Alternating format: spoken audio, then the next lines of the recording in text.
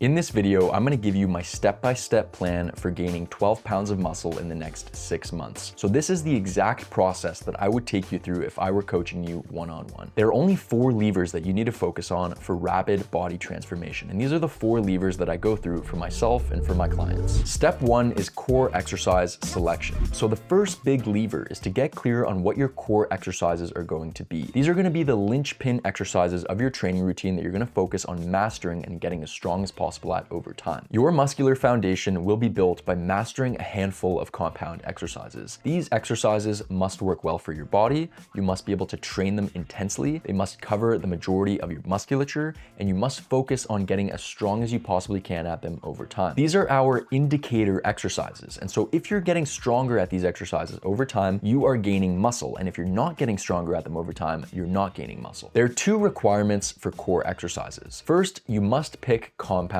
movements, and compound movements are exercises that work multiple joints and muscle groups. And second, you must hit on all of the main movement patterns. And so you need a squat, which is some form of squatting movement, whether that's a leg press or a back squat or a front squat. Then you need a hip hinge, which is a deadlift of some kind. And then you need a vertical pull, which is some form of chin up or pull up. And then you need a vertical push, which is an overhead press of some kind. And then you need a horizontal pull, which is a row of some kind. And then you need a horizontal push, which is a chest press of some kind. So for my squatting movement, I'm gonna focus on leg press. For my hip hinge, I'm gonna focus on the Romanian deadlift. For my vertical pull, I'm gonna be focusing on the weighted pull-up. For my vertical push, I'm gonna be doing a seated dumbbell overhead press. For my horizontal pull, I'm gonna be doing a cable row. And for my horizontal push, I'm gonna be doing an incline dumbbell bench press. So for you, these exercises might look completely different. Remember that what matters is picking big compound movements that work well for your body and hitting on all of the main movement patterns. Once you know your core exercises, creating a workout routine is very easy. Personally, I've seen my best muscle and strength gains working out twice a week on full body routines. Everybody obsesses over the best workout split, but the truth is there is no best workout split. The workout split is simply just the way to organize your exercises. What's actually important is setting the right foundation by picking 5 to 6 solid movements that you're gonna focus on mastering and getting as strong as possible at over time. This is 10 times more important than your workout split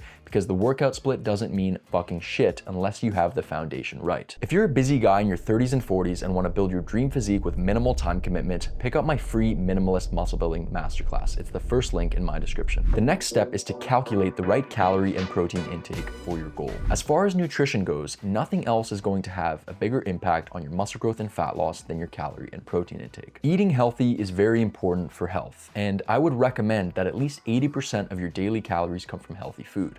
But the truth is, eating healthy guarantees nothing in the way of building muscle or losing fat. When it comes to body composition, how much you eat is far more important than what you eat. When it comes to building muscle, protein is very important because protein is the raw material that your body uses to build new muscle tissue. But you don't need as much protein as the fitness industry has led you to believe. The optimal protein intake is 0.8 grams per pound of body weight. My goal is to gain muscle, so what I'm gonna do is create a small calorie surplus. And to do that, I first need to find my maintenance calories. And so the best way to find your maintenance calories is to take your current body weight and multiply it by 14 to 16. And so this is a good starting point, but you will need to make small adjustments along the way as this is just a rough estimate. And so if you're not that active besides your weight training sessions, I would probably start with 14. If you're moderately active outside of your weight training sessions, I would use 15. And if you're very active, maybe you work a labor's job, maybe you play sports, I would start with 16 and then go from there. So I know that my maintenance calories are around 2,900 calories per day. And I've found through my experience that the best calorie surplus for maximizing muscle growth while minimizing fat gain is 200 to 300 per day. So what I'm gonna do is I'm gonna take 2,900 and add 300, which leaves me with 3,200 calories. And so that's gonna be my daily calorie intake for maximizing muscle growth while minimizing fat gain for the duration of my bulk. Next, I'm going to make sure that I get 8 hours of sleep per night. And so everybody obsesses over the best workout split, the best exercises, the precise amount of volume you need to maximize muscle growth. But the truth is, none of this means fuck all if you're not getting the right quality and quantity of sleep every night. 8 hours a night should be the minimum if you're serious about making rapid progress. You want to awake without an alarm clock. And so if an alarm clock wakes you up in the morning, you did not get your full quota of sleep. And so the most powerful shift I've made when it comes to sleep is having a bedtime instead of a wake-up time. Most of your muscle growth will happen in your sleep. And so if you don't sleep enough, your body's not going to be able to respond to your training, and all of your effort is going to be going to waste. And not only will your body not be able to respond to your training, but you probably won't even be able to stimulate muscle growth to begin with, because how can you train hard enough to stimulate muscle growth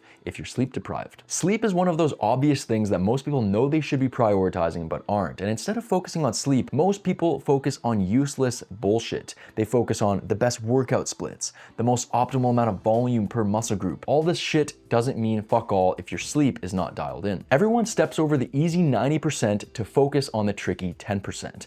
The same people who are focused on optimizing their training and nutrition aren't even sleeping. And the truth is, an optimized training and nutrition plan doesn't mean shit without optimal rest and sleep. Last but not least, I'm gonna make sure that I walk 8 to 12,000 steps per day. And so you might be wondering why I'm doing that on my bulk. And the answer is, you don't want to sit on your ass all day and be a fucking couch potato when your goal is to gain muscle. You still want to be active on your rest days. And walking will also help to prevent excess body fat gain. So if you do go over your calories on some days, you have that extra insurance policy in place that will act as sort of a buffer that's going to prevent you from gaining excess fat. Walking is a habit that you want to ingrain in yourself, and not only for physique purposes, but for overall health and mental well-being. What I won't do is intensive cardio, and so too much intensive cardio will increase your appetite and cause you to screw up your diet more, and it will also hinder your strength training progress, which will in turn hinder your muscle building. As a natural lifter, you have limited recovery ability and adaptational reserves.